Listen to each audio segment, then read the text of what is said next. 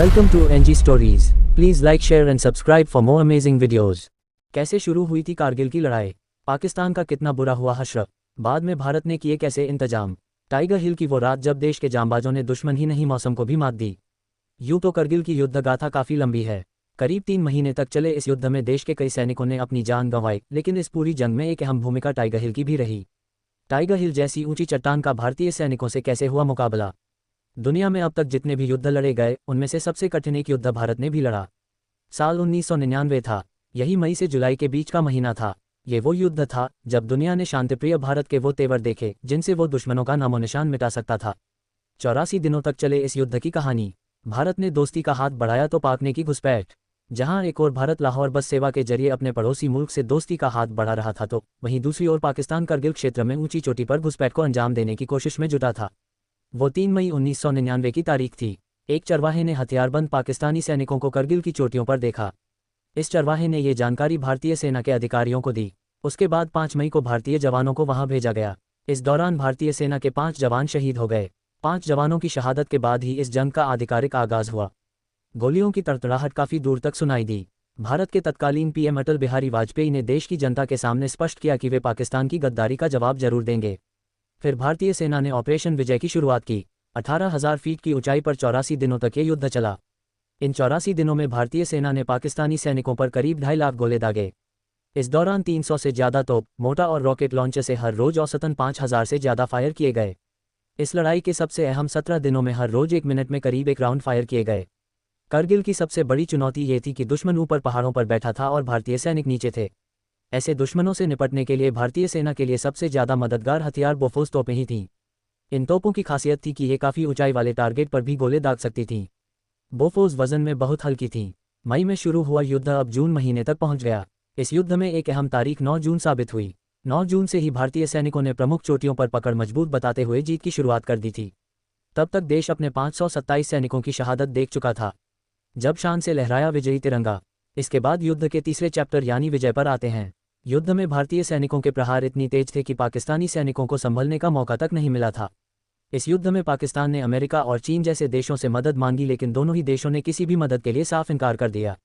युद्ध में खुद को परास्त होता देख तत्कालीन पाकिस्तानी प्रधानमंत्री नवाज शरीफ अमेरिका के राष्ट्रपति बिल क्लिंटन से युद्ध विराम की अपील कर रहे थे, तो वहीं दूसरी तरफ भारतीय सेना ने पाकिस्तान के अवैध कब्जे वाली चोटियों पर तिरंगा लहराना शुरू कर दिया था। इसके बाद 26 जुलाई का दिन आया और भारत ने इस युद्ध को पूरी तरह जीत लिया। 24 साल पहले लड़े गए इस युद्ध में कई ऑपरेशन चलाए गए, लेकिन उनमें भी भारतीय सेना के लिए सबसे ज़्यादा खास था टाइगर हिल फतह करना। सबसे अहम जीत टाइगर हिल। दरअसल युद्ध के दौरान दुश्मन टाइगर हिल पर कब्जा जमाए बैठे थे। इस दौरान वे लगातार बमबारी और गोलियां चला रहे थे। ये पोस्ट देश के लिए बेहद महत्व रखती है। इस पर दुश्मन का कब्जा लगातार बने रहने का मतलब था कि भारतीय सरजमी पर पाकिस्तानी सेना और आतंकवादियों की आसानी से पहुंच हो जाना। इसमें कोई शक नहीं है कि करगिल युद्ध में टाइगर हिल्स पर विजय हासिल करना ही सबसे बड़ा टर्निंग पॉइंट था। एक वक्त ऐसा आ गया था जब तोतोलिंग और उसके आसपास की दूसरी पहाड़ियों से दुश्मनों को धकेल दिया गया था, लेकिन टाइगर हिल्स पर कब्जा जमा पाना असंभव सा लग रहा था। लेकिन फिर भी देश के जांबाज डटे रहे। हवाई जहाज की मदद से भारतीय सैनिकों ने यह अंदाजा लगा लिया था कि दुश्मन कहाँ छिपे हैं। इस युद्ध की भारतीय जवानों की टुकड़ियां मौके को भांपते हुए अलग अलग दिशाओं से आगे बढ़ रही थीं। टाइगर हिल फतह करना इतना चुनौती भरा था कि भारतीय सेना को तमाम कोशिशों के बावजूद भी कुछ खास नतीजे मिल नहीं रहे थे। तभी 41 फील्ड रेजिमेंट के कमांडिंग अफसर ने तोप के गोले दागने का प्लान बनाया। टाइगर हिल्स पर सटीक गोले दागने के लिए भारतीय सेना ने बोफोर्स तोप का इस्तेमाल किया।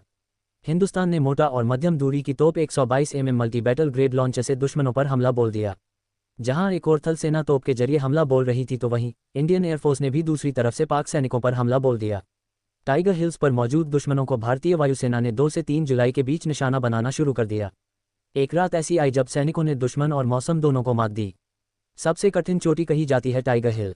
टाइगर हिल्स उत्तर से दक्षिण तक 1000 मीटर और पश्चिम से पूरब तक 2200 मीटर के क्षेत्र में फैला हुआ है। पाकिस्तान सेना की 12वीं इन्फेंट्री की करीब 1 कंपनी टाइगर हिल्स के हिस्से पर तैनात थी और ऊपर से ही भारतीय सेना पर गोले बरसा रही थी। भारतीय सैनिकों की मुश्किलें बढ़ रही थीं। तभी 3 जुलाई 1999 को खराब मौसम और अंधेरे के बीच भारतीय सेना ने चढ़ाई शुरू की।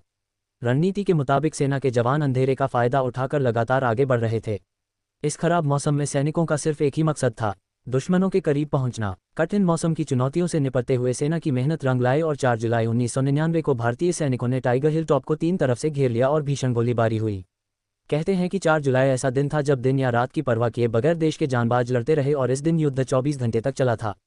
इसके बाद भारतीय सैनिक 5 और 6 जुलाई को जंग लड़ते लड़ते इसी पोस्ट पर अपनी पकड़ मजबूत बनाते रहे और चोटी तक पहुंचने की कोशिश करते रहे। इसके बाद यानी 7 से 8 जुलाई 1999 की रात को भारतीय सैनिकों ने धावा बोलते हुए 8 जुलाई को 8 बजे तक रिवर स्लोप्स, कट और कॉलर के क्षेत्रों पर कब्जा कर लिया। इसका मतलब था कि अब टाइगर हिल पूरी तरह से भारत के कब्जे में था। टाइगर हिल पर फहराया तिरंगा। इसके बाद दिल्ली को टाइगर हिल्स पर फतह के बारे में जानकारी दी गई। खबर की पुष्टि हो जाने के तुरंत बाद तत्कालीन जनरल मलिक ने प्रधानमंत्री के सुरक्षा सलाहकार ब्रजेश मिश्र और प्रधानमंत्री अटल बिहारी वाजपेयी को इसकी सूचना दी। टाइगर हिल्स पर फतह के बाद भारतीय फौज ने दक्षिण पश्चिमी रास्ते से आगे बढ़कर दुश्मन को दूसरी चोटियों से भी खदेड़ दिया था। तो इस तरह हमारे जांबाज सैनिकों ने कारगिल का युद्ध जीता और देश को अपनी सलामी दी। हमेशा उन्हें गर्व से याद किया जाएगा। ऐसे ही हमारे साथ जुड़े रहे और हमारी वीडियो देखने के लिए हमारा चैनल सब्सक्राइब करें। धन्यवाद।